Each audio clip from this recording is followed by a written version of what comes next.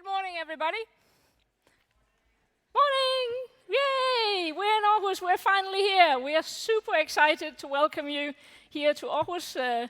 Christian Wittfeldt Nielsen and myself, Gita Krag, from the Center for Science Studies here at Aarhus University. Also, of course, the whole Danish Citizen Science Network, who is backing this conference, especially our advisory panel. They have been absolutely fantastic.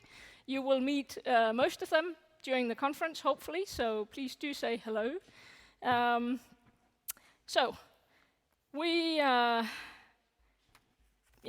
don't really want to say a whole lot more, because, not right now, I'm sure you're going to hear a lot of me, okay? You're going to be sick of me by the end of this. But first of all, I would like to welcome our Dean from the Natural Sciences faculty here at Aarhus University, Kristian Pedersen, for the formal welcome to an opening of this conference. Please welcome Kristian.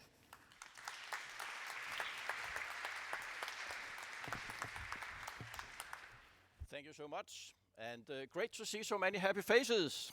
I'm really delighted to welcome you all to Aarhus University and to the Engaging Citizen Science Conference 2022. I'm very excited to see so many today in the beautiful aula of our international city campus at Aarhus University, and in particular on the backdrop of the global pandemic.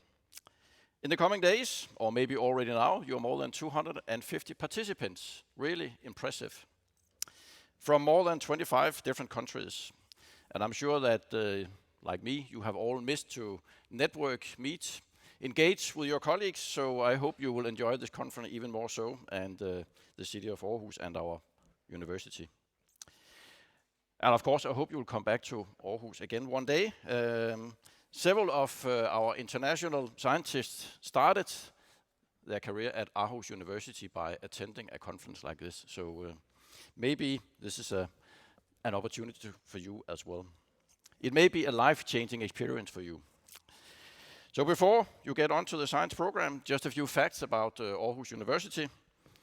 We are a fairly young university, founded in 1928, and we are a comprehensive university with 5 faculties: arts, business and social sciences, health, technical sciences, and our own, or my own faculty, natural sciences. And we are ranked at number 71 in the latest Shanghai World University rankings. And a few more numbers: we have 38,000 students, 1,800 PhD students, and 4,000 faculty. And as you will see, or maybe already have experienced, we have a quite unique international city campus here in the heart of the city of Aarhus.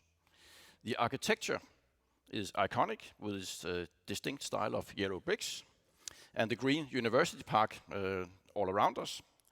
And I would also say it's full of enthusiastic staff and students. And inside we have state-of-the-art labs, offices, educational facilities. So now, citizen science is a relatively young research area with a great potential. And I think, first of all, it gives us the opportunity to assemble much broader sources to collect data.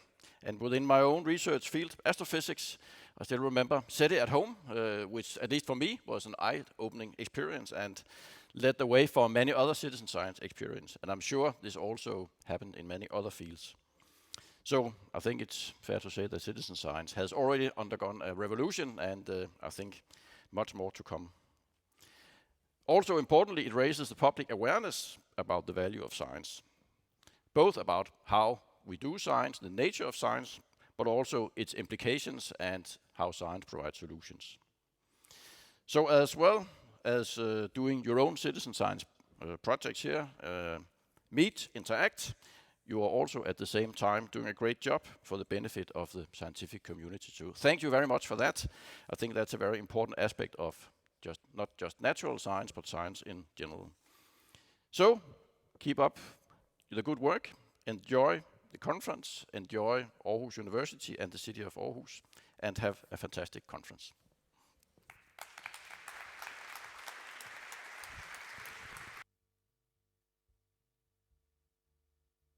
Thank you very much, Kristian. So, as he was saying, it is a lovely place. both the university itself, but also Aarhus as a city. So hopefully you will have time to enjoy. In your conference folders, there is also a voucher to visit the Aarhus Museum, Art Museum. It is worth a visit if you can find time in your very busy calendar for the next 2 days. So, without any further ado, I would like to welcome our first keynote speaker of this conference. She is the founder of and faculty director of the Center for Community and Citizen Science at the UC Davis School of Education. Please welcome Professor Heidi Ballard.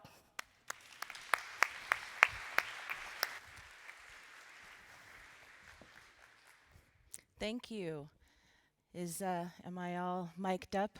Thank you. Thank you so much, Gita, and to all of the organizers of the conference. I really appreciate, and I'm really honored to be put into this position, this amazing place, and to be able to speak with you. And I know that there are many, many experts in the room who know more about pretty much everything I'm going to talk about, but I'm trying to put it together, and hopefully it's a little bit new to everybody in a different way. I feel like my job is to share a little bit of what I've been working on and the things that my group has found, and also to sort of kick off the beginning of this conference with some things to think about when it comes to engaging the public, engaging people in citizen science. So, thank you again for having me. And I will start by saying that the context of all of this is pretty significant. We have these wicked problems of climate change and climate justice issues, the pandemic, we have the racial injustice sort of reckoning that we're all experiencing, and now we have even more recently the refugee crisis. And they're all raging around us, and everyone is feeling it, anxiety and fear, but especially young people are feeling paralyzed with that anxiety and fear of how to deal with any of this. And simultaneously, we have the battle for public understanding of what actually constitutes facts and evidence and basing decisions on evidence. And sort of this perpetual or ongoing mistrust or distrust of science in many ways. So, however, science can and has and will play a huge role in addressing these global crises, including the social injustices that rely on members of the public to be able to evaluate sources of information and presentations of data.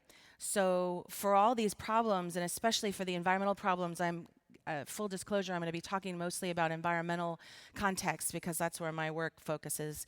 But science is power. Doing science and be able to bring science to decision making is power.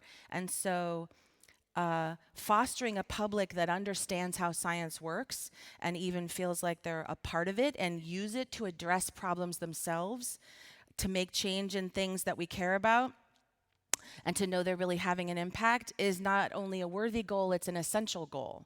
So how can we build our capacity to address these global problems with science as a tool for change? I really believe that citizen science and all of its permutations can and is doing exactly that. And I have evidence, which I have brought with me today. But we need to do it more, and we need to do it better and more intentionally. And so we in this field, our new and emerging field, and in this room, can play a unique and essential role in helping people make sense of what's happening and can take action right now to help them realize they can take action right now to help solve these and future issues. As people see that doing science is taking action to address these issues, they can be empowered to take up science for their own ends, to answer community-based questions, and to be better consumers and understanding members of the public when science is used for decision making. So I'm going to share today some examples of what engagement in citizen science can look like and focus on what and how people learn and identify with science when they're doing it, and suggest ways we can design even better programs and projects to make sure we're accomplishing those science engagement and learning goals that we have for this work. So I wanted to make sure I said exactly what I meant to say, so I read a little, but I'm not going to read much anymore. I wanted to just acknowledge that I'm coming from a group of people at the Center for Community and Citizen Science at UC Davis, as well as a whole lot of colleagues that I work with. And the projects and the pieces that I'm presenting today, the ideas are a product of all of this community together. It's not just me at all. And I'm really grateful for that, to have that privilege. And so the quick overview is I'm going to acknowledge the definitions question, the what are we talking about question about citizen science and all of its permutations. Going to talk a little bit about the evidence that we do have for engagement and learning, and then hit on 3 key areas that are my research addresses, but that I also thought would be useful to kind of bring to the fore for this conference. And that's community and citizen science with young people, looking at identity with science and agency with science as something that participants gain when they're working with citizen science projects, and thinking beyond individual learning and the individual participant to community level outcomes and social learning, and then some last remarks. So, I thought I would start with where I come from, where my beginnings came, and this was my dissertation project well back in the day at this point. I was interested in conservation and sustainable development. I discovered non-timber forest products as a way to be able to work in forest conservation but have people's livelihoods and cultures incorporated into the solutions. And so I followed my leads up to the Pacific Northwest in Washington State in the US, where salal is harvested. I'm gesturing towards the screen. Salal is harvested as a non-timber forest product for the floral greens industry. That's a bouquet at my friend's wedding that I was excited to see. And so I asked around about how to do, what the impacts of harvesting are, and how much harvest and how different harvest regimes affect the plant. And I got answers from the forest scientists at the US Forest Service and universities saying, we don't know, you'd have to ask a harvester. But they're all mostly undocumented workers from Latin America, and so nobody talks to us and we don't talk to them. And so I ended up talking to harvesters and listening to harvesters, and we ended up doing a project together. There was an association forming, a cooperative of harvesters, and we designed the question together, and the data collection all happened looking at the biological productivity and the commercial productivity of this plant and test sites, and had a big analysis check-in with a big analysis session with chicken and tamales, and ended up having recommendations for the Forest Service about their permitting system. So that's where I started, and I had also before that been a high school teacher. So then I got this job at UC Davis in the School of Education, and I'm a professor of environmental science education, but I wanted to bring all of this together and discovered the world of citizen science that people were talking about, and this sort of more participatory approach to science. So I realized that we needed to bring together all of these areas of more contributory as co-created citizen science and community science. So wanted to talk about those terminology questions that we always get when we're in this field, right? So I'm just going to say my thing, my area, my perspective. But we have so many words that we use for this participatory approach to science, as you all well know.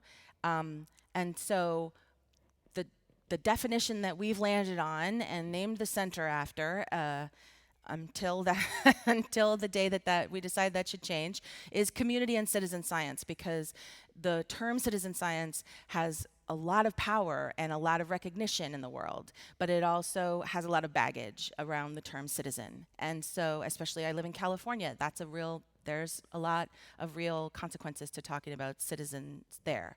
So we also talk about community science that is much more community driven. It comes from the environmental justice field, thinking about air and water quality monitoring when we talk about community science. And it has its own field and genre of work, but a lot of people are trying to adopt it and incorporate this much more community-driven approach. And we at the center and I come from this participatory action research, background, and so wanted to bring in the community-driven side of things to encompass all of this under one umbrella. So that's where we end up with the definition of members of the public collaborating with professional scientists on scientific research and monitoring in either scientist-led or community-led endeavors. So that makes me just want to say, everybody uses different terms. I think what's important is to just be clear about what you're doing, who's involved, who's participating, who makes the decisions, who has the control over the project, right? Over the decisions in the project, who gets to ask the questions, and where does the data go? And as long as you're clear about that, then I think you can use whatever term seems right. I think that's the important part.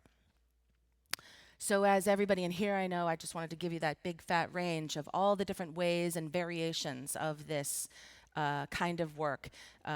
Community and citizen science can vary in terms of the technology used, in terms of how involved the volunteers are in the process, in terms of spatial coverage, in terms of the number of participants, in terms of the kinds of activities or the training involved in the projects. I know everyone here represents lots of this range. And so really quickly, can I get a show of hands? So we know who's in the room today. So how many of you, if you could raise your hand about whether you engage with adults when you're in your citizen science and community science projects? Raise your hand if you work with adults primarily. Okay, thank you very much. And how many folks work with young people under the age of 19? Sweet! Look at that, that's a lot.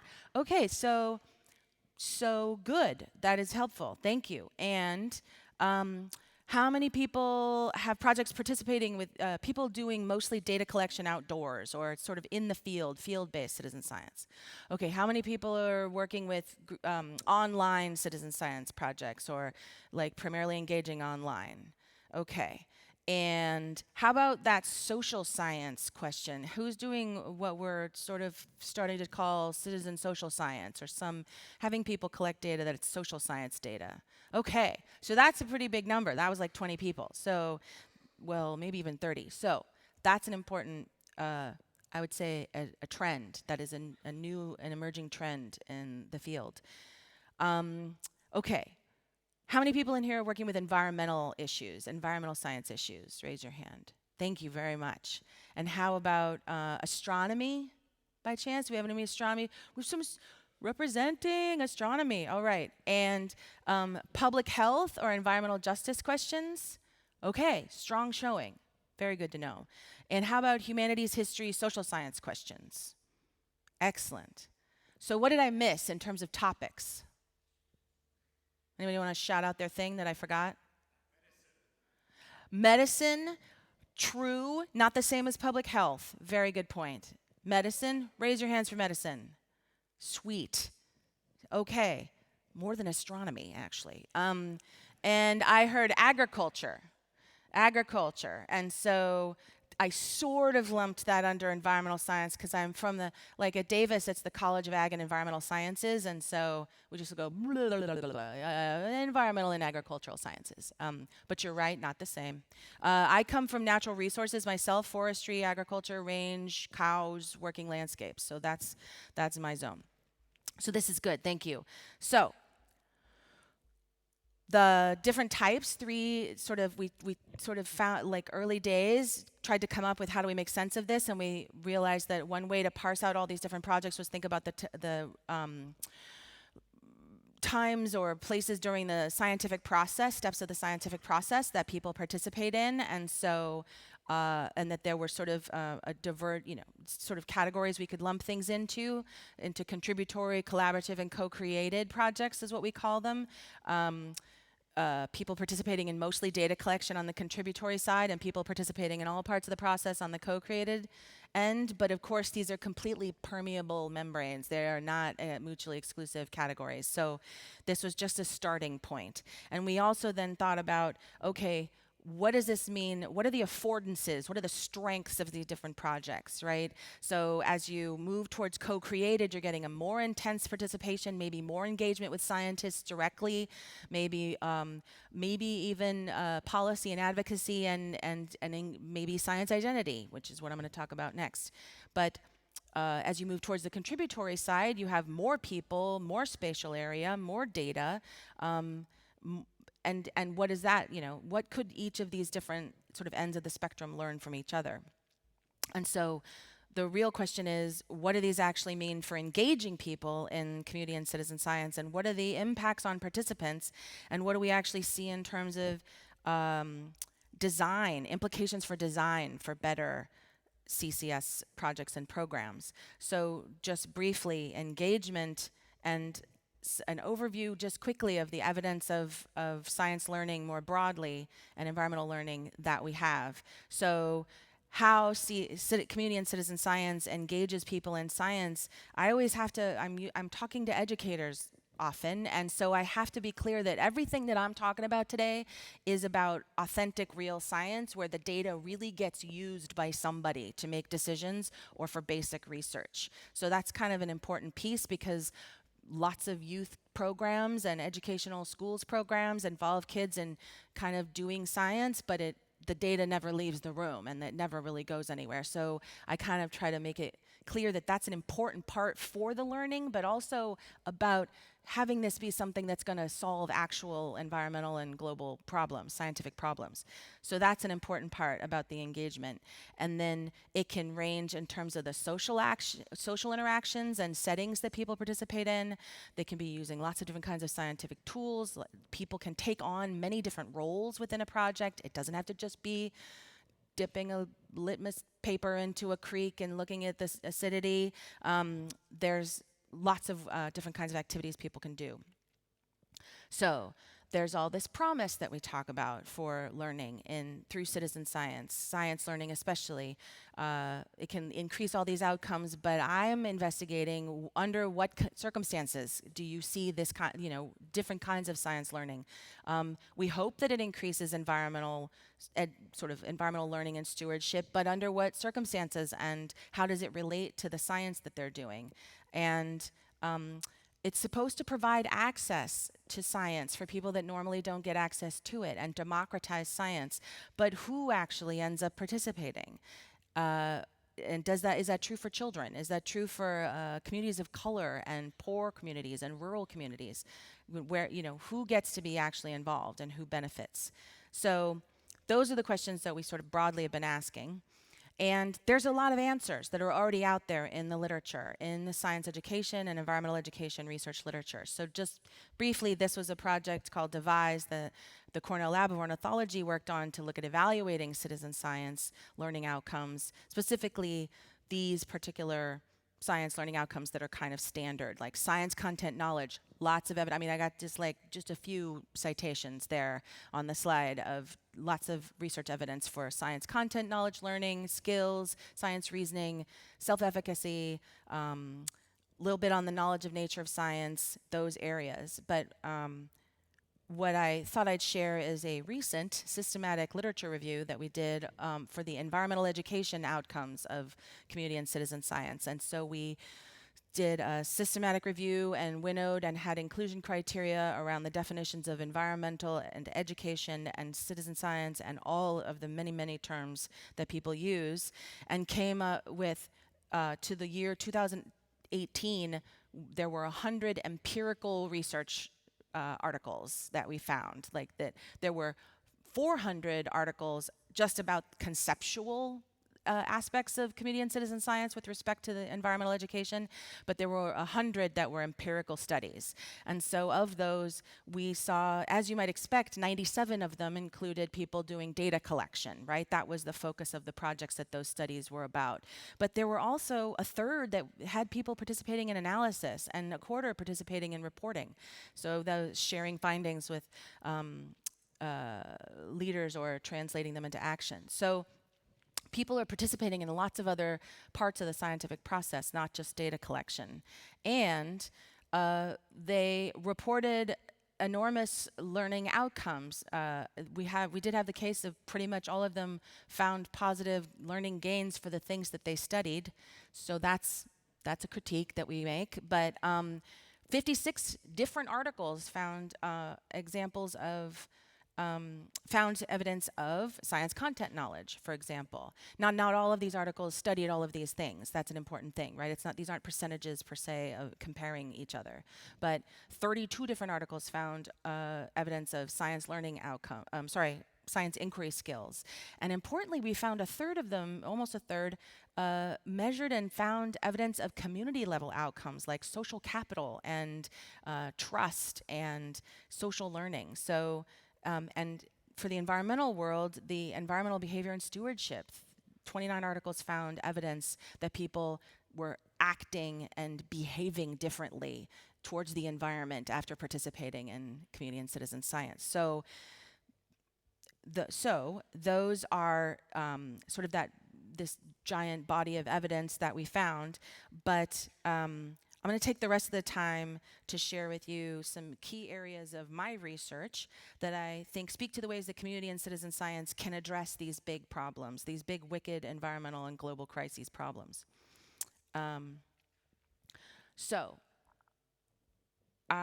Community and citizen science with young people. So what does this really look like and how can it be done? There's obviously a lot of people in the room that are already doing it, so I have a feeling that I'm going to skip a few slides to not bludgeon you with the myriad examples of youth doing community and citizen science.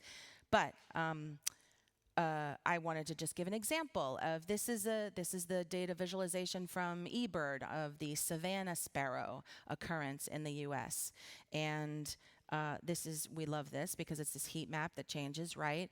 And in fact, I have fourth graders in California, so 9-year-olds, who are contributing data to this project, seeing savanna sparrows and taking that data.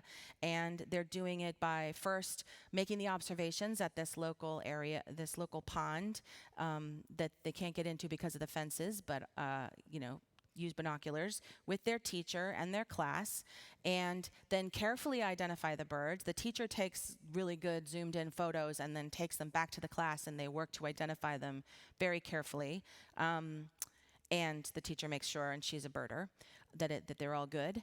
And they write down their evidence, they document their evidence, and then after digesting the findings themselves, they make some conclusions about what birds should be in their area that aren't, according to the Cornell Lab of Ornithology website. And they went and presented at their local city council about why the city needed to put in better habitat to bring the birds that are supposed to be there and provide better bird habitat, migratory bird habitat.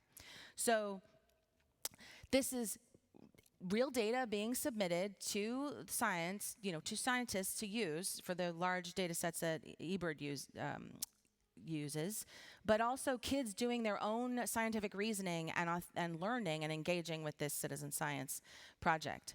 So just briefly, there's a large range. We did some case studies. We did a whole bunch of case studies on youth-focused community and citizen science. There's monitoring sand crabs on the beach in California. There were kids investigating the water pollution, water quality of the creek in Oakland. High school students in both of those cases.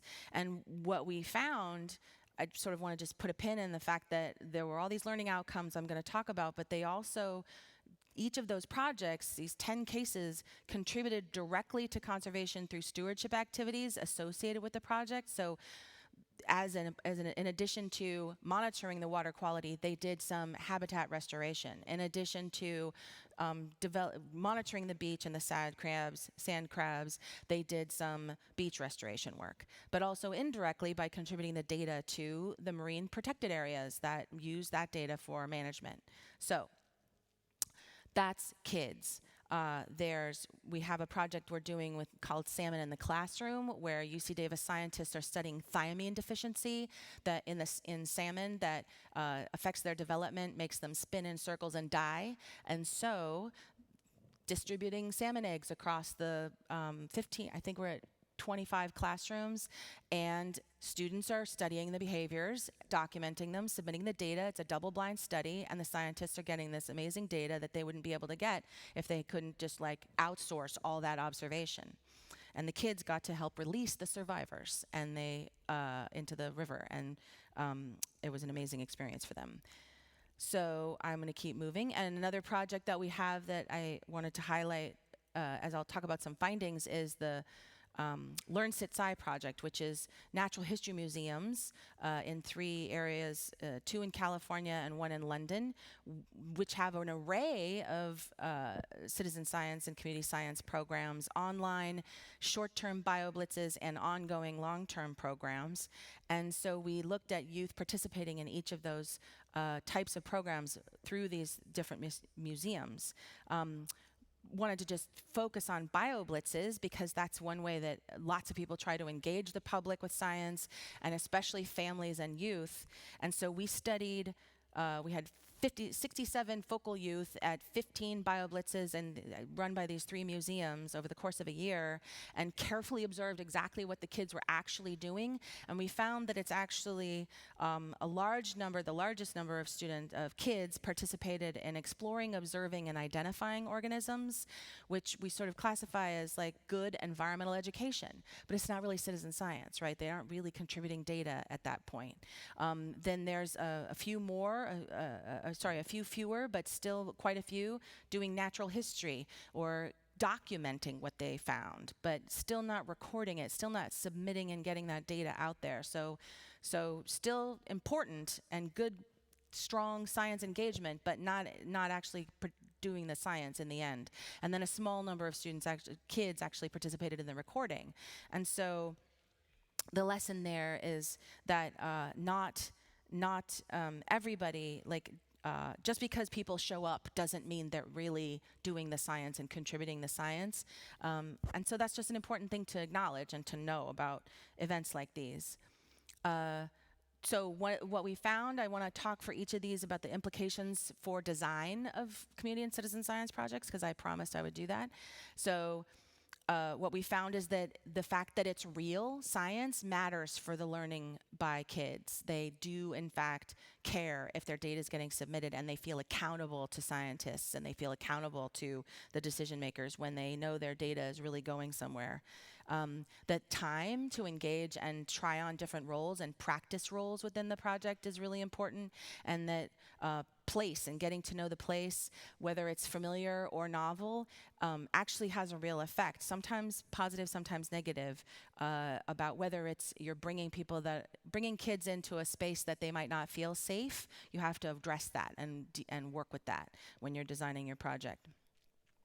And I have tons of materials that I brought, and they were very heavy, and I want to make sure I don't have to bring them home, that are products from these projects. I have a stack over there, quite a few sort of engagement, sort of guides and evidence of findings and engagement, ways to engage, and suggestions for educators. So I think I'm going to have to skip this part and talk about the next big point, which is about all these science learning outcomes that we think about. We usually think about knowledge, like people gain knowledge and facts about science and learning of science processes through community and citizen science, but we really think about identity and agency, because if what you want is for people to take up the science for themselves, and if you want people to really understand and engage with and see themselves as part of the scientific community even, which I do, because the more they feel a part of our science community, the more they're going to make decisions based on science and acknowledge and be really critical evaluators of science when they see it in the news, as well as maybe become scientists someday. So one way to do that is through identity. If what you want to do is empower people, addressing how they see themselves with respect to science is really important. So identity is how you see yourself and who you want to be and how you want to be perceived, and it affects what you take up in the world and who you interact with and how you approach problems. So let's see, is that, yes. And the other piece I wanted to talk about, the other thing we study is agency. And these are sometimes confounded with each other, and even I find it hard to parse them apart. But agency is about enacting, it's about acting on the world. You enact agency, you don't have it. You enact agency to act on the world in personally consequential ways, and use science, in this case community and citizen science, to change the world around you. So that's what we look at. So I wanted to share just a quick example from a project across citizen science projects and community science projects, from contributory watching monarch larvae monitoring and nest watch monitoring up to co-created water quality and air quality monitoring projects. And we interviewed 70 people over 4 years, and specifically asking about, how do you see yourself with respect to science? How do you think others see you with respect to science? Do you see yourself as someone who does science or uses science or contributes to science or is part of the scientific community? And so people were gracious about talking with us, and they actually looked forward to it and were glad to hear from us the next year. Mostly. And so we found that it's not just about, do you feel like a scientist? That's not science identity. That's not the only aspect of science identity that we, found. There's all these other aspects of being part of the science community, or feeling like you do science but you aren't a scientist. So in fact, most people specifically put a pin on, I do not feel like a scientist. I know what a scientist is, and I'm not that. But I contribute to science, and I do science, and I understand science. And then particularly, they said, even though we found that people were primarily already kind of identifying with science before they joined the projects, and that the projects just let them reinforce that, it helped them practice that identity, actually the new piece was feeling like a part of the scientific community. And that's an important and valuable thing, because that's where citizen and community science can make a value added for science learning.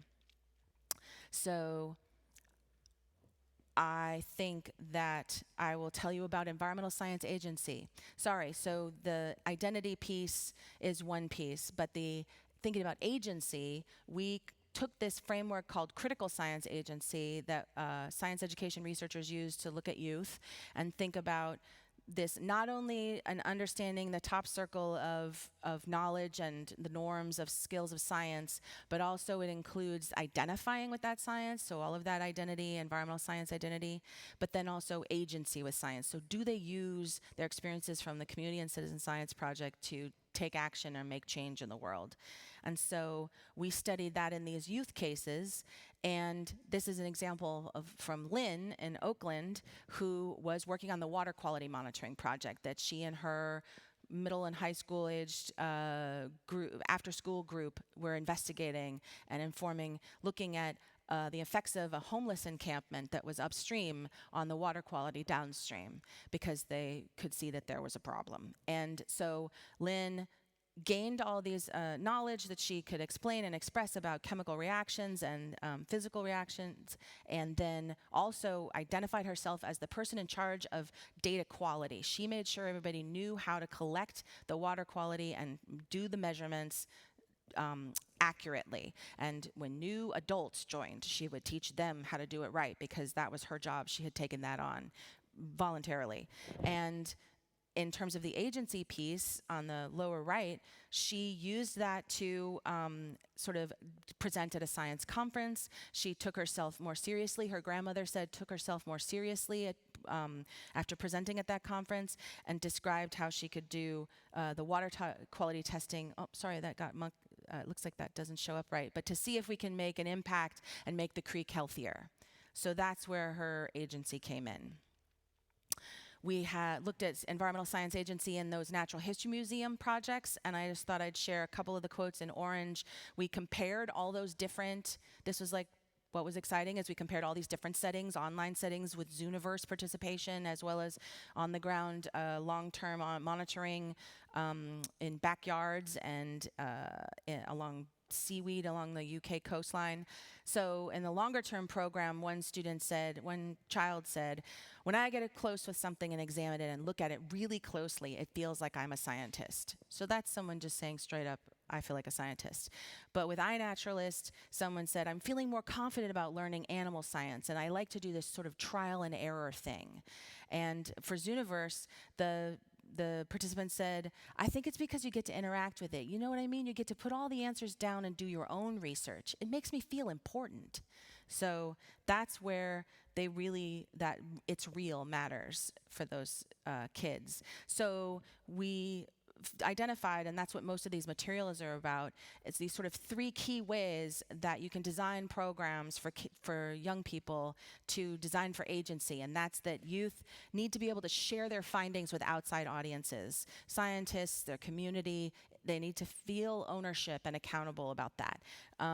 They need to take ownership of the data quality and feel like they're responsible for that data quality. Lynn was just an example, but there's many other examples as well. And they need to see and interact with those complex ecological, social ecological systems. So seeing how the human impacts on the environment and vice versa play out. And so that means educators need to position youth as people who do science, have them present and wear a tie, if that's appropriate, at a conference. Frame the work globally and locally, so not just your local investigation, but also the global, and not just the global issue of, forest fires, but local. And being able to attend to the unexpected. So doing real science means there's lots of uncertainty and things that you can't predict, and that's okay. And educators need to feel that that's okay and work through that with children, not sort of feel like they always have to have the answer, which is just good science inquiry as well. So the last piece is thinking about beyond the individual when we're thinking about learning and engagement, and think about social learning and community level learning if the goal is to build place-based capacity for addressing social ecological issues. So we came up with this framework a while back about thinking about those individual learning outcomes. People study those a lot out of community and citizen science, programmatic outcomes, and but the key sort of tough nut to crack is the community level outcomes. And those are things that, I came from forestry and community-based forestry, and in natural resource social sciences, we study things like social capital and community capacity and looking at job creation and the economic impacts of an activity in a place, and trust between the public and scientists and land managers. In the West, we have a lot of public land, and trust between private landowners, public landowners, and members of the public is fraught, to say the least, in a lot of ways. So we can look at what are the impacts of doing community and citizen science at that community level. And the other question is, how does this sort of happen, and how do you how do you design community and citizen science to foster these community outcomes and design better projects for that? So we suggest that there's sort of this, there's a lot of community impacts you could look at and care about, but the 3 that we sort of feel come from citizen science, particularly we want to study, are social capital, community science literacy, and stewardship actions. And so we see also social learning as the way that can happen. So what happens on a project when all those people from different perspectives are working together? And social learning in particular is, it's a sociocultural learning theory coming from education. It's also one that lots of natural resource sociologists have engaged with as well. It's a process and an outcome. It happens at individual and collective levels, and it consists of a change in understanding for the individuals as well as sort of this co-construction of shared knowledge within the wider group, and requires these interactions. So in this way, with participatory action research, I used to talk about this 2-way learning between scientists and the participants, where scientists are learning too about what's going on in the system as well as what's important to the local members of the public, local community. But it's actually much more complicated than that. It's not just 2-way, it's multi-way, it's multi-directional, because there's conservation professionals in the situations I work in, but there's a variety of different kinds of people that engage with science. And so that makes us think about community science literacy. And there's a few folks in education that have talked about this with respect to doing sort of action-oriented science work. But it's a social and collective practice when scientists and community members engage with each other to solve problems that normally we think about someone having science literacy, like you need to know X, Y, and Z science. But if you think about community science literacy, it's distributed cognition, it's distributed knowledge across a community. So not every single person needs to know all the things in order to do good science and address, big environmental problems. And so it's acknowledging that, it's about increasing the capacity for the whole network of people involved in the project to be able to do good science. So, for example, we did a study actually years back on rice growers and conservation professionals who collaborated to develop better rice growing practices that supported migratory bird habitat. And now some of that is being done with eBird, which is awesome. But back in the day, the formatting got messed up. I'll fix those slides. But rice farmers and conservation professionals all learned from each other and sort of did boundary work. That was the article that we focused on for the article. They did this boundary work between their two communities, where the people that were collaborating at the edges between the rice farmer community and the conservation professional community both were having to learn and gain new practices and shifted their identities. The conservation professionals were seen as like maybe collaborating with the enemy by some of their colleagues because they were working with the rice farmers. Water in California is a very big deal. We don't have a lot of it. So rice requires a lot of water and is fraught. And so figuring these things out meant that they had to kind of come to new understandings and change the way they did things across both communities. We also are looking at this social learning with dam removal monitoring. In the West, we have a lot of hydroelectric dams that are being now finally decommissioned because they've not been functioning for years, decades, and are completely impeding salmon migration, migratory salmon populations that are so crucial to so much of like sort of keystone species in rivers in the West. And so there's in Montana, Southern California, and Washington, we have different groups working on citizen science monitoring, community-based monitoring of the impacts of what happens after you remove the dam, before, during, and after the removal of the dam. So in this case, this was in Southern California, and this was youth working in an area where the dam hasn't been removed yet, and they were trying to figure out what to study, and the conservation professionals were excited to work with the young people, and we helped to facilitate the young people having more of a voice in what got studied and what the monitoring they were gonna be able to do. And they focused on invasive species because that was something that was pretty rampant as a product of the dam being there, and they wanted to study that. So it was this configuration of high school students and their adult volunteers, the conservation organizations, and the watershed education organization that was facilitating it.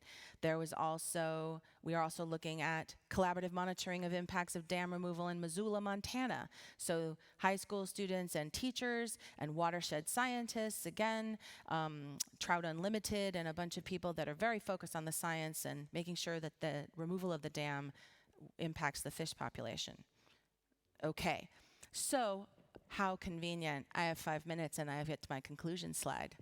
It's amazing. You don't know how amazing that is. So the recap, I thought it'd be good to recap that sort of with respect to young people can contribute to science and conservation and gain an understanding and agency with science. Full stop. It doesn't have to be one or the other, but you have to design it well. It can't just be one size fits all, add water and stir. Community and citizen science can foster identity and agency with science in participants, and they can see themselves as part of the scientific community and use science to change small and larger things about their own communities and environment. And in terms of social learning and community impacts, CCS can result in learning amongst scientists, it's not just one way, learning amongst scientists and communities and change both. And that is something that I want, we are just at the tip of that study that we're continuing to do. So what? My mother was an English teacher. She said, you always have to know what is your so what at the end.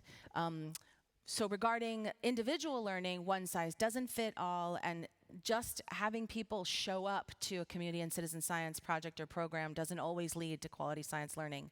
So you have to design it intentionally. Science identity is intertwined with science practices, so it's not an either or proposition. The learning is better and more high quality when the science is real. It's not that you get one and sacrifice the other.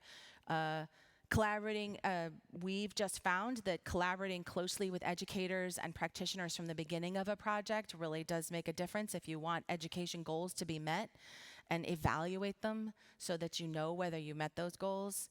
The data being and the science being real is paramount for participants, and you want to engage people in the whole data life cycle and in the whole cycle of interacting with data. We work on data literacy a lot, and that's important.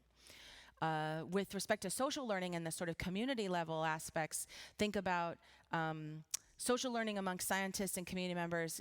Doing scientists together can help build local capacity to address big environmental problems, and it needs to start with local people collaboratively defining the goals and research questions. So getting in early and talking with local folks that you want to have involved in a citizen science project or community science project. Community science literacy is something we think an exciting way of thinking about providing multiple entry points to a project and providing a variety of roles that people can play in a project, and allows people to not have to know everything, but can know something crucial for contributing to a project. So the last questions that I think we can ask ourselves, I thought we could send you off into the day, was just to think about who learns what from whom and under what circumstances in any of the projects we're thinking about, and why does that matter? Like, if it's just learning for learning's sake, maybe that's kind of silly, and we should, you should have expectations about what you want people to learn from your project that makes sense for that project. And if science is power, how can we sort of better address justice, equity, diversity, and inclusion actions into our project by asking who will be most affected and concerned with this project's issues, and who's missing from the table right now, and who's most advantaged and who's disadvantaged in the whatever given sort of program you're working on, and what factors seem to perpetuate that, and what might be adverse impacts as well as positive impacts from your project. And that's what I figure we can think about for the rest of the time here. And I'll see you at the end of the conference with Dick to have more discussion. And thank you very much for having me.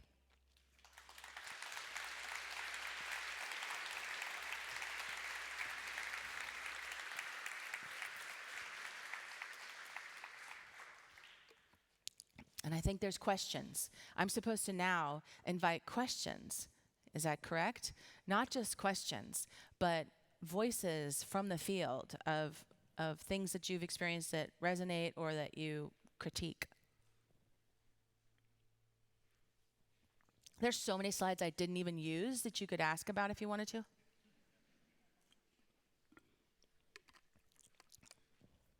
Question here. Please raise your hand and I'll... Okay, first over here. Yeah, sorry. So my question was somehow awakening the society and science. So you given a presentation that was giving much more importance to society, right? So that science is serving society for a better good. Do you want to speak a little bit more about this? Are we scientists or are we citizens first? Well, that is an interesting point. Yes, well, I was coming at this from the perspective that probably there would be a lot of science already being discussed at this conference, right? Sort of starting with the science, starting with the questions that we're asking as scientists. And so I was trying to raise up the other side of the equation and think about the participants' perspectives and the sort of societal sort of piece of it. But you're absolutely right. It's both sides. And so, I mean, all the scientists that I work with are obviously self-selecting to be doing this kind of work where they do see themselves as members of society and citizens of the, contributing to society as well as doing their science. So I do get, and the graduate students come trickling towards us, right, saying, I'm doing my work in my lab, but I feel like I want to also engage with people, and I want to do something, that's actually engaging with people. So that piece, it's a self-selecting group. Yes, thank you. And a question here. Thank you for a fabulous talk, Heidi. I just had a quick question about trust and also specifically people being left behind, because I think sometimes with grants particularly, I know in Europe it's a big problem. You do the project and then that's it. There's like a cliff. And I wondered... I teach a whole class on that, yes. I teach a class on participatory action research methods, and so that's a lot of the things that we talk about not being a helicopter researcher, right? And so we talk about how you're going to build in sustaining, ways to sustain the partnership, and if you can't stay yourself to keep collaborating with people after the project is over, are you giving them the capacity and being clear and upfront about that? I mean, some people say caustically exit strategies, right? But you have to sort of have a plan for when you're not going to be there anymore if you don't keep participating with the group. But if you can, stay, right? And the other piece about trust is just that we've just found it's just, whether you're talking about eBird or really community-based work, participants have to see how their data is getting used and get feedback. We talk a lot about feedback loops, right? And how people need to hear that newsletter about how you're using the data, or they need to see some kind of video from the scientists talking about how the data that they're contributing is being used, right? So that not just extracting, from people, but to make sure you're providing the feedback about what got used and what, how it was useful. Does that help? We talk about that. I have a question. So when you talk about citizens, that's the general population of people. So how do you get the general population of people to go, okay, I want to do science, but science is gate-kept. How do you get over that? And how do you get people to then go, okay, I am knowledgeable enough to actually learn science too? Because a lot of the citizen science stuff you can do, but the academic side of it, the research, it's very much gate-kept. Mm-hmm. Lots of pieces there. On one hand, I think it helps for people to understand that science consists of lots of different processes and parts and roles and pieces, right, that you can contribute. So I know for a lot of projects, participants might say, I don't know how to do all that data analysis stuff, but I can do this piece right here, right? So breaking it up and making it clear that it's still part of the big picture of answering the research question or the monitoring question, but it's a little bite you can chew that people can contribute. And the other thing you said, sort of citizens in general as this sort of broad black box, that's something else I think is important, is to think about specifically who might be interested. Everybody is it's subsets of communities, right? People have different interests, so it might be that there's some hobbyist or recreational group that's interested in what you're studying, but it also might be school children, but it also might be retirees and pensioners that might be interested in what you're doing. It might be people with a really particular niche interest, but it isn't sort of just globally this huge. You sort of got to pick your audience. You got to really kind of try to focus and target, I think, your audience. Does that answer your question a little bit? Sort of, yeah, I know. I think I didn't quite hit it, but we can talk more, maybe. I have one over here. Thanks for a great talk, Heidi. I come from humanities, more particularly cultural heritage, Okay. and I was wondering, maybe there are differences between sectors, but I was thinking about in my sector, I often feel that researchers, the professional researchers, are concerned that opening up to citizen science will be problematic in terms of taking over tasks that hired staff should be doing, because cultural heritage is such a precariat in many ways, with too few jobs and a large competition to actually, keep those jobs paid in the sector. Oh my gosh. Can you talk into that, because there's so much potential, I feel, in citizen science and participatory practices to actually solve big challenges. Right. But is this something that you have any experience with, or how we can bridge that Right. gap between institution and public? Well, it's a good, I think the parallel thing does happen in science as well. If you think about expertise, right?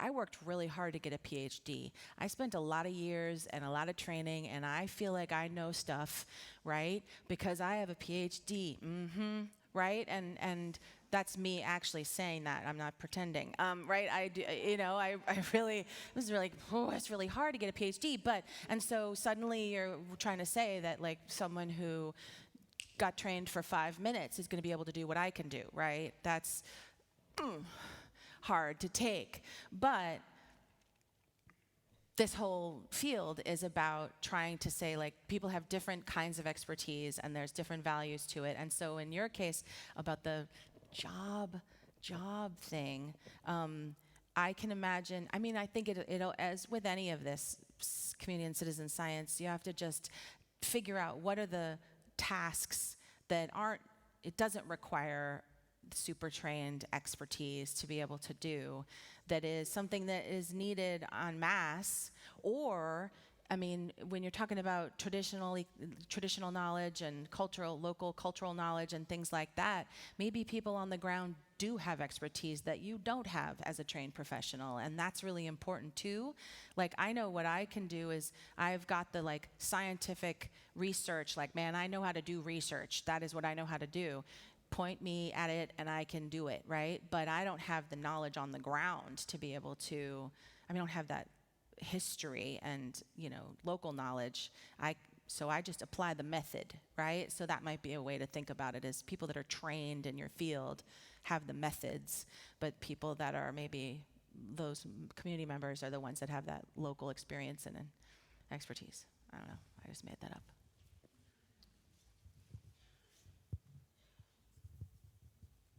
Thanks, Heidi, for a very engaging, interesting talk.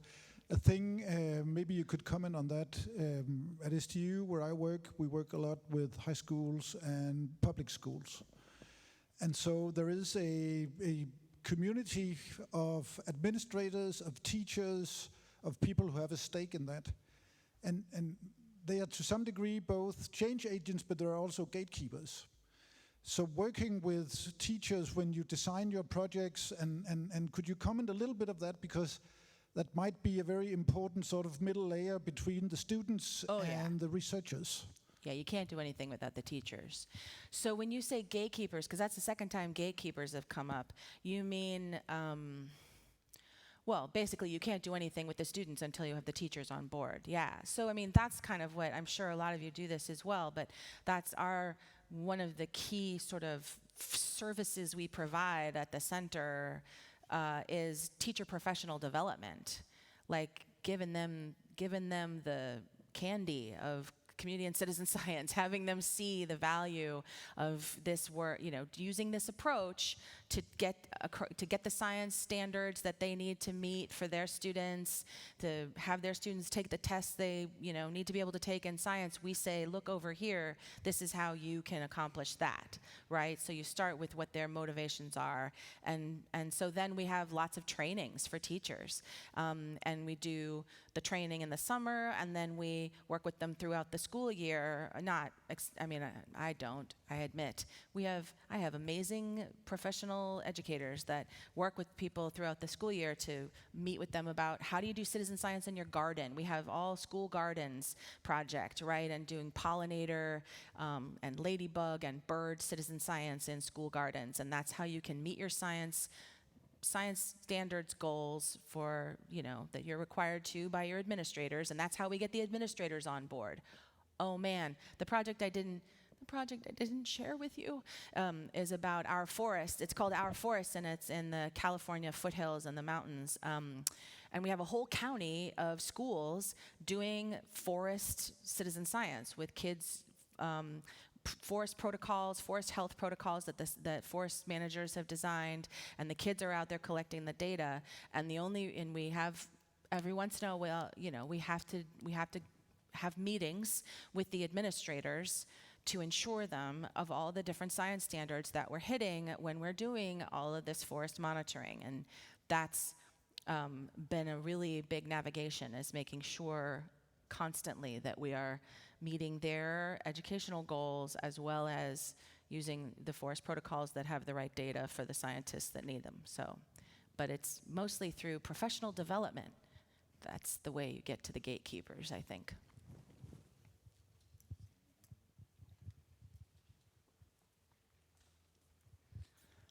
Well, thanks, Heidi, for your inspirational talk. I think I have a question which relates to the boundary work that you just related to. The boundary work. Oh, yeah. Yes.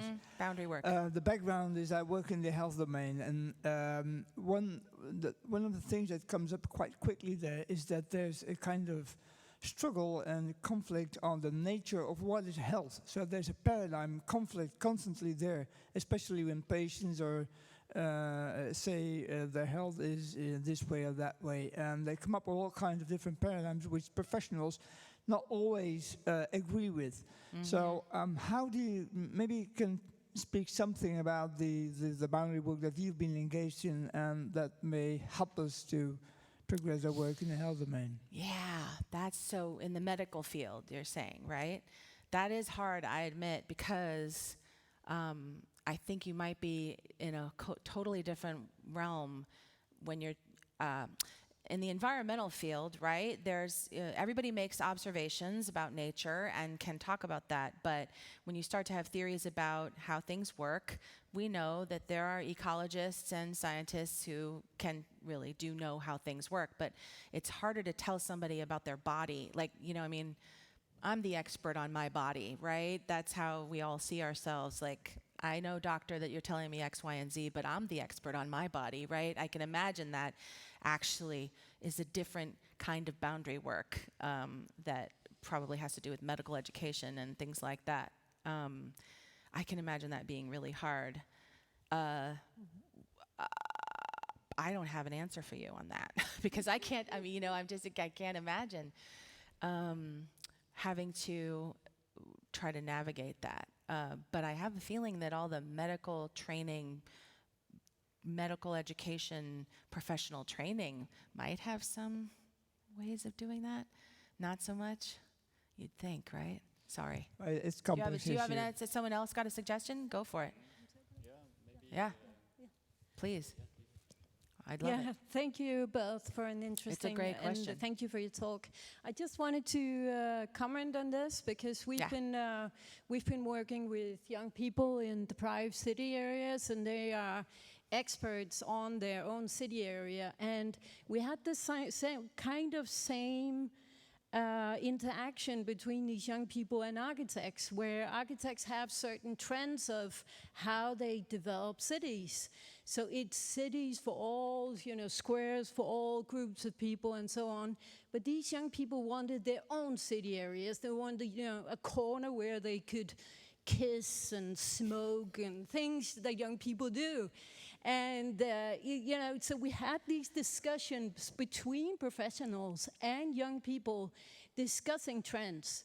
And I'm not saying there's some hard facts in health science, but there's also some ways of, that communities and citizens can actually challenge these kind of hard facts, like in health promotion.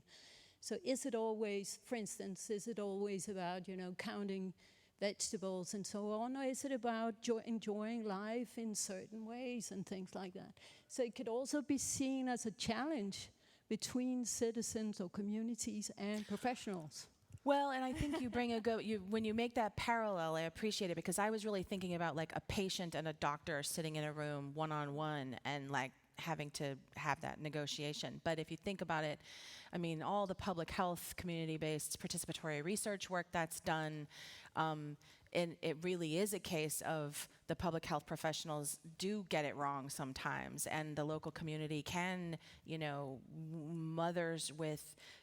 Black mothers with cervical cancer in Cleveland can tell you about their experiences, and it's not something that is a known fact, right? Like that's, there's a lot of community-based participatory research projects that have that evidence. I would say, like, if we just broadly say, like, everything we do takes multiple conversations, many iterations of people listening to each other, right? I mean, I didn't go into the details, but one of those projects involved online virtual workshops with mural board, like lots of fancy online tools during the pandemic to facilitate those young people and conservation professionals talking to each other, and the teachers talking to each other, right, over multiple workshop sessions, facilitated carefully to make sure that everybody got heard, right, equitably, that kind of thing. So, and so I could imagine if you just say listening and meeting over time and being willing to sort of be open to alternate perspectives. Excellent. Thank you very much. We have time for just one more question. Perfect. Thanks for your interesting talk. Hi, I'm right at the back. I was interested in what you were saying about including justice, equity, inclusion, and diversity. And at what point, or do you make that process and that assessment of where communities are disadvantaged, community-directed or collaborative? At what point do you make it community-directed? So you were talking about assessing whether the project disadvantages communities or not? I have a whole thing. I didn't talk about it because I didn't think I should go into that much detail, but there are these sort of not DEIA assessments that you can use. Do I still have the slide on it? It was one of my slides I got rid of. But there are all these questions that you can ask right at the beginning of the project, and to figure out who's not in the room, who's not there, right? And reach out to those groups, ask questions that are going to be able to reach those groups. It's literally called the racial equity assessment tool is what I found. I can share it with you. But thanks, that's great. Yeah, I would love to do that. Perfect, thank you. Thanks for asking. Excellent. Thank you so much, Heidi, and thank you everybody for participating in the active discussion. So, big hand for Heidi. Thank you.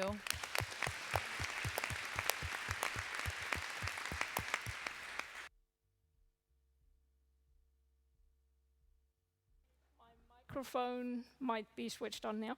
Excellent. So now we have just a couple of very practical things. It's not going to be anywhere near as exciting as what you have been talking about, Heidi. Unfortunately, there is a lot of practical stuff that I should probably tell you. At least that's what I'm going to do before we let you go and get some more coffee. Don't worry, there's lots of coffee. We are in Denmark, we drink lots of coffee. Okay, all the way through, lots of coffee. So, practical things. In your conference folder, there is a booklet. It has maps, it has the programs, it has everything in it. Hopefully, everything is there. If something is not there, you would have met them if you went to the registration, the lovely young people running around in blue t-shirts with the crew on the back. There are quite a few of them around. Ask them if you have any questions. The registration desk over here is always going to be manned, so there's always somebody there that you can ask. Otherwise, just grab anyone in one of the blue t-shirts, or of course, Kristian or I. In terms of sessions, ta-da! This is the program for today. We know it's super packed, but there was just so much good stuff that came in on the abstracts. Really, we can't just throw it out.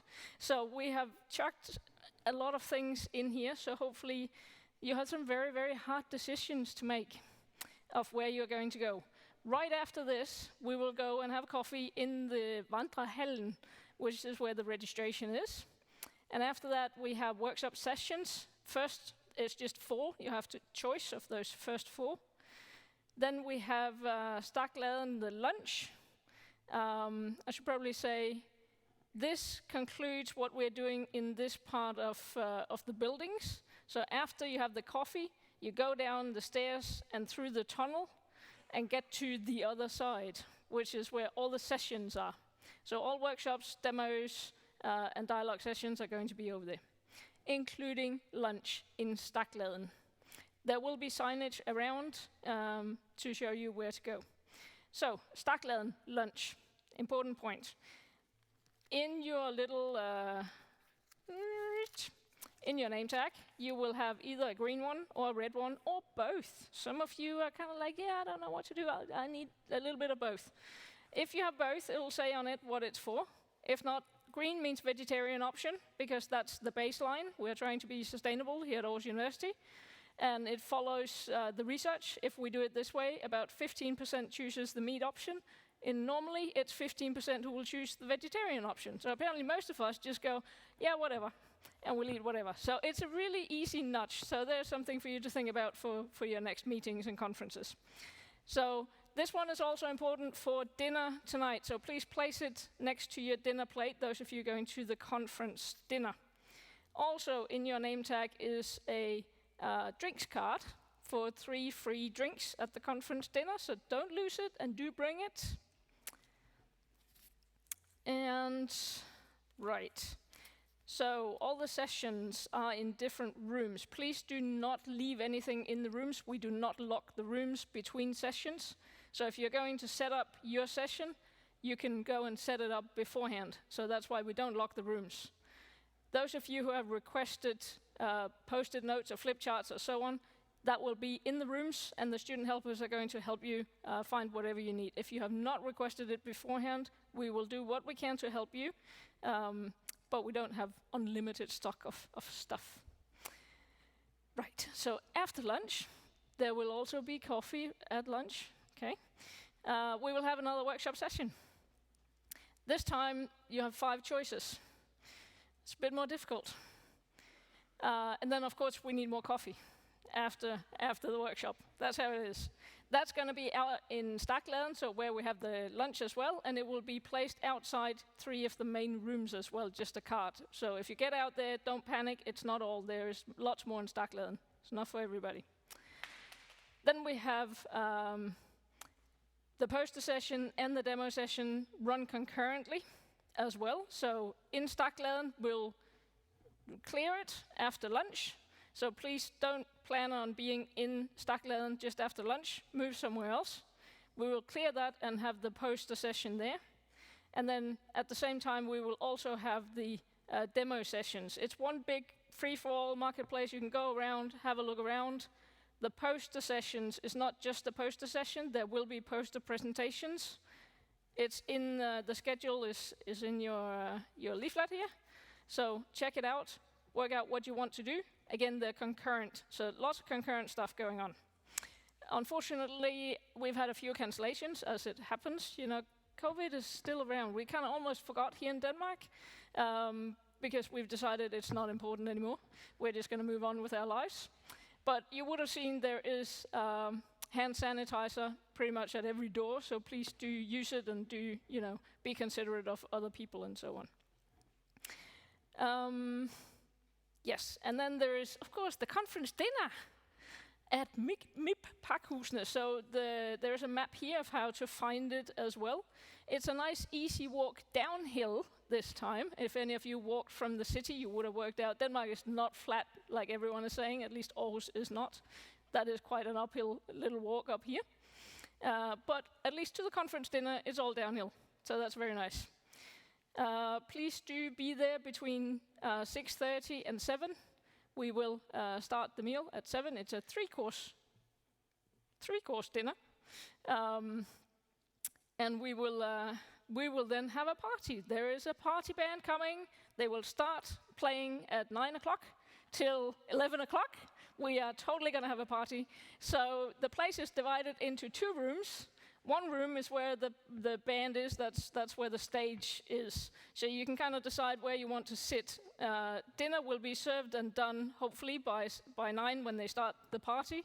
But there is a quieter area where you can go if you just want to have a chat. But if you're up for the party, you know, bring your dancing shoes. Right, so that is everything that will happen today. I should mention at lunchtime in Månsiler, so one of the rooms on the other side, citizen science speed dating. We thought about calling it, networking session. That sounded so boring. But we had this really cool thing at EXA once where you get into the room, you get 4 minutes, 2 minutes each, you talk, and then we have one of our lovely student assistants which you will also be subjected to in other places. The whistle, you will get to, whenever you hear the whistle, pay attention. So whenever the whistle goes, now it's like 4 minutes, that's like speed dating, let's call it speed dating. That's what we're doing. So speed dating there, it's great to meet new people. Of course, that's part of why we're here. We're here, physically. That's exciting. I'm excited anyway. Doesn't take that much, eh? So the final thing I'm going to say is that there are no fire drills planned, so if any bells go off, please do find the nearest emergency exit and get out. And now Kristian is going to talk about poster prizes and voting and conference proceedings. Yes, I'm lucky. I only have 2 practical things to say. And the first one is about conference proceedings. So thanks to our sponsors, the Novo Nordisk Foundation, and also thanks to our wonderful advisory panel who decided to also move into a scientific editorial panel. We will have the option to publish online with an open access publisher proceedings of science, the proceedings of this conference. So we would very much like you to submit when you go back home and you've sort of digested the impressions of the conference, to submit to us your full-length paper. We accommodate up to 2,000 words, so it's not a lengthy paper, but it is a substantial paper we think that you can submit to our conference proceedings. And you can think of it as a kind of extended abstract where you expand upon what you've already written, or for those of you who experienced something, learned something from your workshop sessions or demo session or dialogue roundtables or even at the poster presentation, you can also write up and include those experiences into the paper. The proceedings will be peer-reviewed, and we also have a language editor who will do language revisions for those of you who are not native English speaking, so it will be a very finely published, polished and nicely published proceedings. So please feel welcome to do this. The deadline is 31st of May, so about 1 month after, from today, basically. 31st of May for proceeding submissions.